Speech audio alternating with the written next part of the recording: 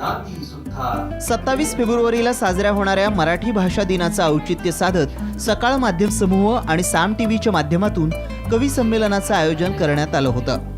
नाशिकच्या कुसुमाग्रज प्रतिष्ठानमध्ये हा कार्यक्रम रंगला। कुसुमाग्रजांच्या आठवणींना उजाळा देत कवींनी आपल्या बहारदार कविता सादर करत उपस्थितांची मनं जिंकली। संसाराला कंटाळून मी ब्रह्मचारी झालो, संसाराला कंटाळून मी ब्रह्मचारी झालो। पळत पळत मंदिरात गेलो तर तिथं हनुमानजी टीव्ही पाहत बसलेले।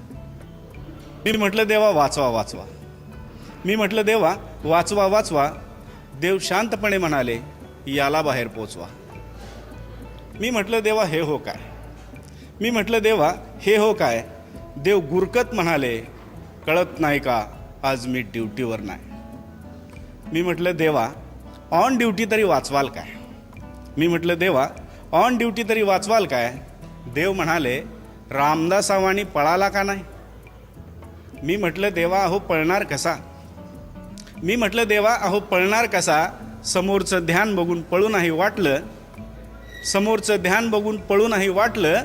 पण वर्षात तर माझं सारच फाटलं।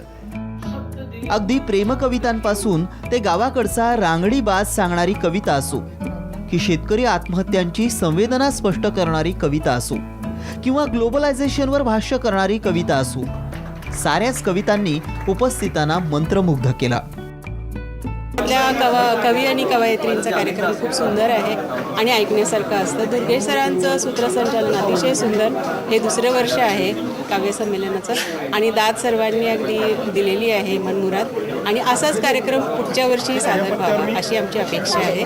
धन्यवाद साम टीव्हीचे। हा कवी संमेलनाचा कार्यक्रम फार उत्तम घेतलेला आहे आणि त्यामध्ये प्रत्येक कवी फार छान कवी करत आहे आणि कवितेची गरज, आपल्या मराठीतल्या कवितेची गरज इथे त्यांनी कवितेचं महत्त्व त्यांनी दाखवलेलं आहे। साम वाहिनीने आज आयोजित केलेलं नाशिक शहरातलं हे कवी संमेलन अतिशय उत्कृष्ट झालं। साम टीव्हीच्या माध्यमातून आत्तापर्यंत महाराष्ट्राची संस्कृती आणि मराठी भाषा याचं सातत्यानं संगोपन केलं जातंच आणि ही जी 19 तारीख मराठी दिन म्हणून आपण करतो, कुसुमाग्रजांची जयंती, मागच्या वर्षीपासून साम टीव्हीने हा जो उपक्रम सुरू केलेला आहे आणि त्यात विशेषतः यंदा 3 पिढ्या ज्या आहेत कवितेतल्या, ही सध्याचं वास्तव भोवताल त्याच्या तरुणांचे विचार काय आहेत, कवितेतून येणारे मध्यम वयांचे काय आहेत आणि माझ्यासारख्या ज्येष्ठांचे काय आहेत, हे एकाच वेळेला संपूर्ण रसिकांना आणि महाराष्ट्राला साहित्यातून होणारं आजच्या वास्तवाचं दर्शन या निमित्तानं साम टीव्हीने घडवलेलं आहे। यावेळी या कवी संमेलनाच्या निमित्तानं साम टीव्हीनं दिलेल्या व्यासपीठाचे सगळ्याच कवींनी आभार मानले। मराठी दिनाचं औचित्य साधून साम टीव्हीनं या ठिकाणी जे नाशिकमध्ये कवी संमेलन घेतलं त्याबद्दल मी साम टीव्हीचा अतिशय ऋणी आहे। अतिशय सुंदर अशी मेजवानी साहित्य रसिकांना मिळाली। मराठी भाषा दिनाच्या निमित्ताने हे होतं आहे आणि मराठीमधील कविता लिहिणारे जे वेगवेगळ्या प्रांतातले वेगवेगळ्या ठिकाणचे कवी आहेत ते सगळे एकत्र येऊन त्यांचं तुम्ही हे केलं हे फार चांगली गोष्ट आहे। याच्यात महत्त्वाची गोष्ट म्हणजे मराठवाडापासून विदर्भापासून सर्व भागातल्या अगदी बेळगावमधली कवयित्री, तर यांना एकत्र आणून आपण मराठीची चांगली कविता लोकांपर्यंत पोहोचवण्याचं एक मोठं काम आपण करतो आहे। त्याच्यामध्ये ही फार गोष्ट महत्त्वाची आणि सामने हे करते आहे याचं जास्त कौतुक वाटतं। आपले विचार आपले शेतकरी कष्टकरी मायबापांपर्यंत आपल्या भाषेतनं पोचवता आले आणि साम आणि सकाळ माध्यम समूहाचा सातत्यानं हा प्रयत्न आहे की शेतकरी कष्टकरी वंचित पीडित दलित यांच्या उत्थानासाठी यांच्या प्रगतीसाठी जे करता येईल ते सातत्यानं आपण करत आहात। चांदवडसारख्या शहरातनं मी आज सामच्या या व्यासपीठावर आलो आणि माझ्या भागातले माझ्या जगण्यातले आणि तरुणांचे सगळे प्रश्न या कवितेच्या माध्यमातून मांडण्याचा हा माझा प्रयत्न होता आणि खरं तर हा प्रयत्न इतका आनंददायी आहे की मराठी भाषा दिन त्या निमित्तानं तरुणांच्या सगळ्या ज्या आता बदलत्या पिढ्या आहेत त्या बदलत्या पिढ्यांचे सगळे प्रश्न भयान आहे ते कवितेच्या माध्यमातून मांडण्याचा हा योग या निमित्ताने मला आला।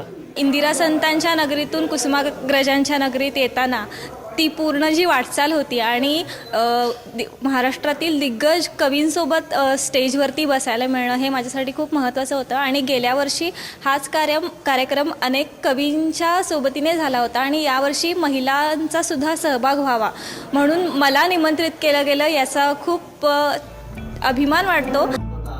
सकाळ आणि साम टीव्हीनं राबवलेल्या या उपक्रमाचं उपस्थितांनी भरभरून स्वागत केलं. या कवी संमेलनामध्ये ज्येष्ठ कवी नारायण सुमंत, किशोर पाठक, प्राध्यापक दासू वैद्य तसंच नवोदित कवींमध्ये राजेसाहेब कदम, विष्णू थोरे, कवयित्री पूजा भडांगे यांनी उत्कृष्ट कविता सादर केल्या. या कार्यक्रमाचं सूत्रसंचालन कवी दुर्गेश सोनार यांनी केलं. यावेळी उपस्थित कवींचा सत्कार साम टीव्हीचे अशोक सुरवसे यांनी केला. या कवी संमेलनाचे सहप्रायोजक संदीप फाउंडेशन होते.